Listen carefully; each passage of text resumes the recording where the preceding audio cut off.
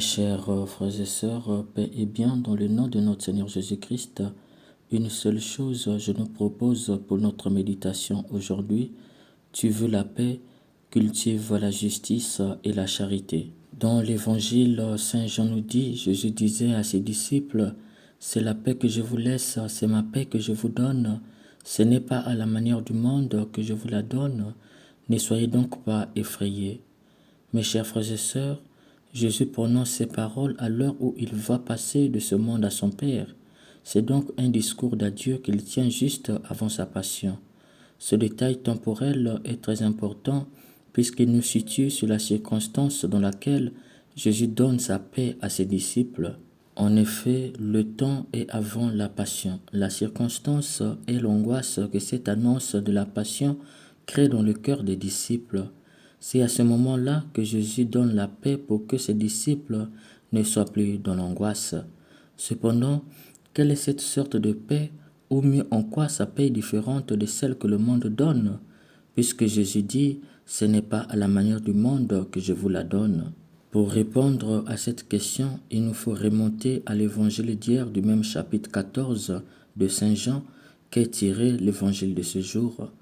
Dans les versets 21 à 26 du chapitre 14, Jésus disait en conclusion, « Je vous dis tout cela pendant que je demeure encore avec vous, mais le défenseur, l'Esprit Saint que le Père enverra en mon nom, lui vous enseignera tout et il vous fera souvenir de tout ce que je vous ai dit. » Dans cette conclusion, Jésus révèle l'arrivée de l'Esprit Saint en son nom, mais envoyé par le Père.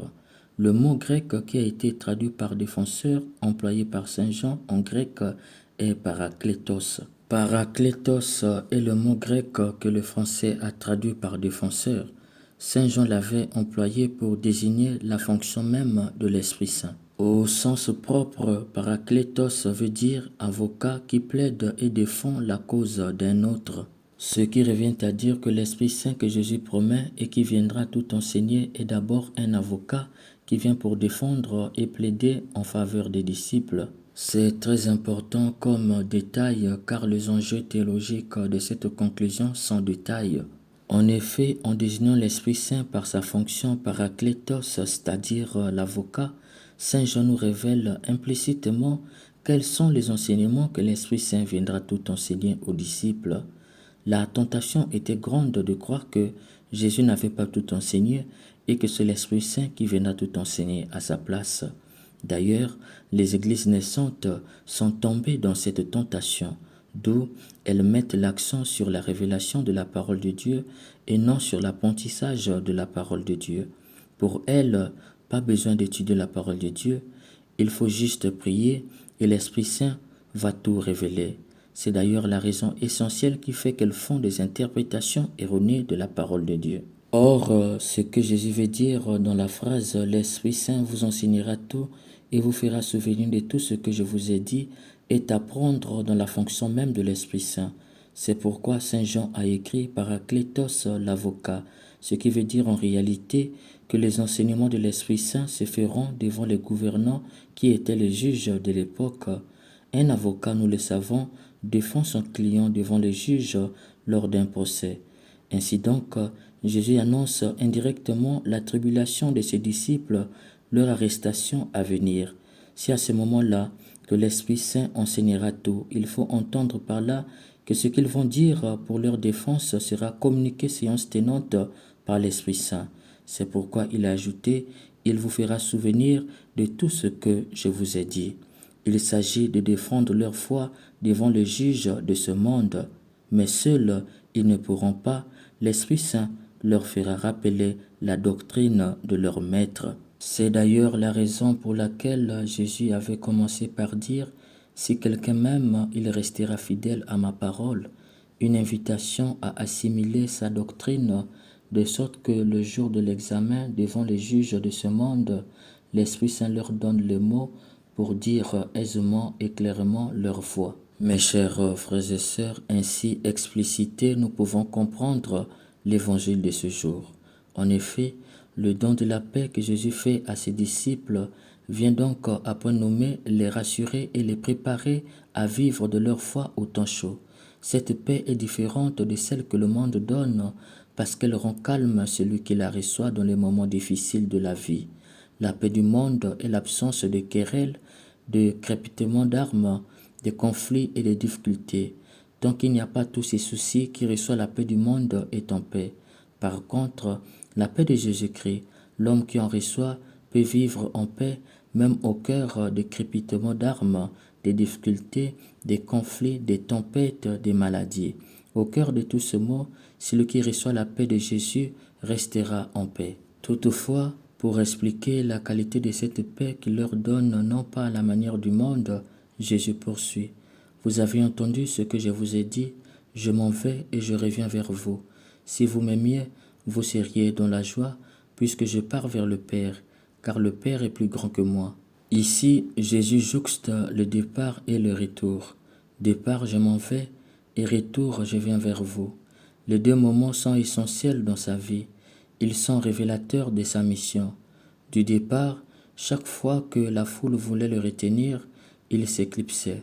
Cela, même après la résurrection avec Marie-Madeleine dans Jean 20, le verset 17, ne me touche pas.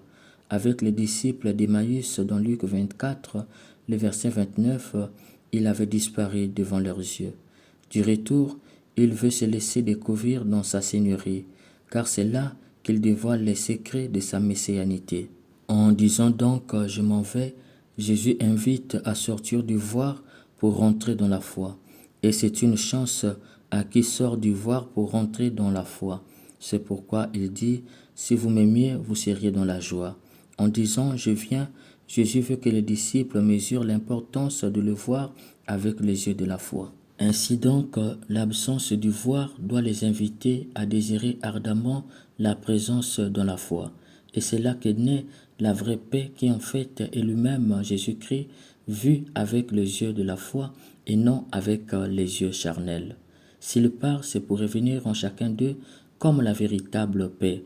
Ne peut voir cette paix Jésus-Christ que celui qui a compris le sens du départ et du retour, c'est-à-dire que celui qui est passé du voir Jésus avec les yeux à du voir Jésus avec la foi. C'est pourquoi il conclut en disant « Désormais, je ne parlerai plus beaucoup avec vous, car le prince du monde va venir. Certes, il n'y a rien en moi qui puisse lui donner prise, mais il faut que le monde sache que j'aime mon Père et que je fais tout ce que mon Père m'a commandé. » Pourquoi Jésus ne parlera plus beaucoup? C'est parce qu'il va laisser la place à l'Esprit Saint.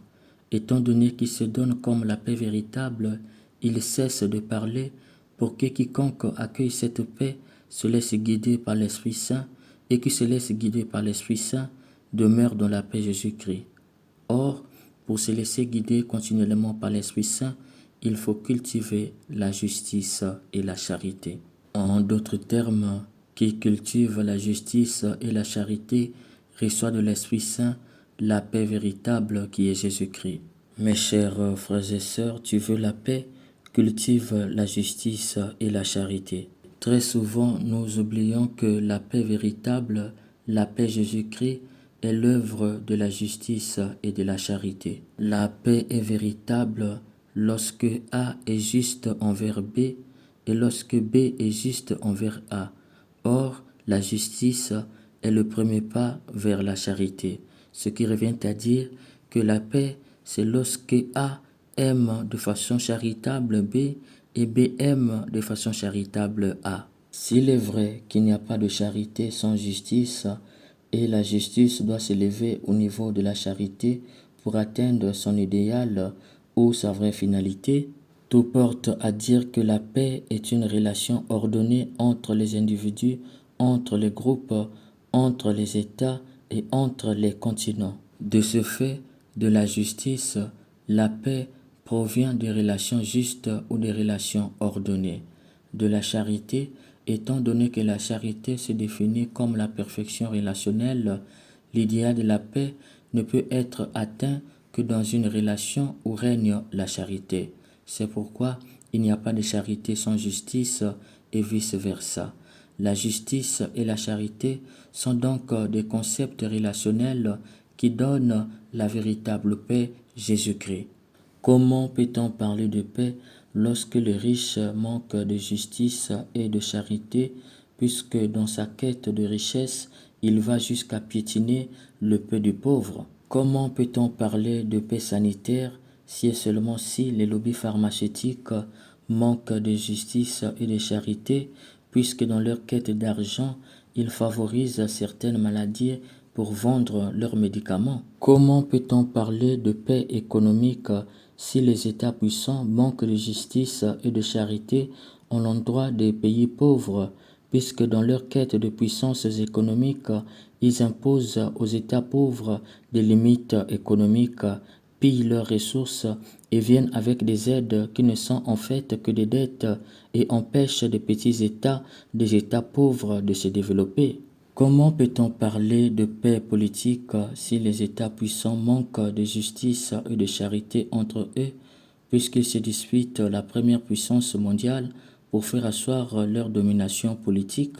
Comment peut-on parler de paix véritable dans les rapports interhumains s'il manque de justice et de charité?